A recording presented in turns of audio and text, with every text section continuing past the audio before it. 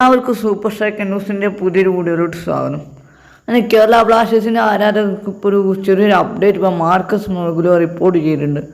അപ്പോൾ ഈ റിപ്പോർട്ടിലേക്ക് കടക്കാവുന്നതിന് മുന്നേ നമ്മുടെ ചാനൽ കണ്ട് 94% ചാനൽ സബ്സ്ക്രൈബ് ചെയ്യുന്നില്ല. എന്തായാലും നിങ്ങളുടെ വീഡിയോയിൽ കിടക്കുന്ന ചാനൽ സബ്സ്ക്രൈബ് ചെയ്യുക, ലൈക്ക് ചെയ്യാൻ മറക്കരുത്.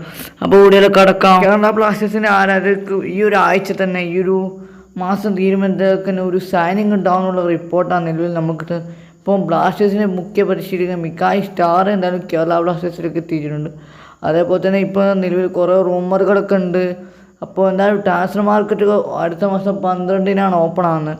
അതിനു മുന്നേ കേരള ബ്ലാസ്റ്റേഴ്സ് ഒരു സൈനിങ് നടത്തുന്നതാണ് മാർക്കസ് ഇപ്പോൾ നിലവിൽ റിപ്പോർട്ട് ചെയ്തത്. അതൊരു ഇന്ത്യൻ പ്ലെയറാണോ അതേപോലെ ഫോറിൻ പ്ലെയറാണോ ഒന്നും നമുക്കറിയത്തില്ല. എന്തായാലും മാർക്കസ് ഇപ്പോൾ നിലവിലൊരു റിപ്പോർട്ട് അങ്ങനെയാണ് പങ്കുവച്ചത്. ബ്ലാസ്റ്റേഴ്സ് ഈ ആഴ്ച തന്നെ ഒരു സൈനിങ് എന്തായാലും ബ്ലാസ്റ്റേഴ്സ് നടത്തും.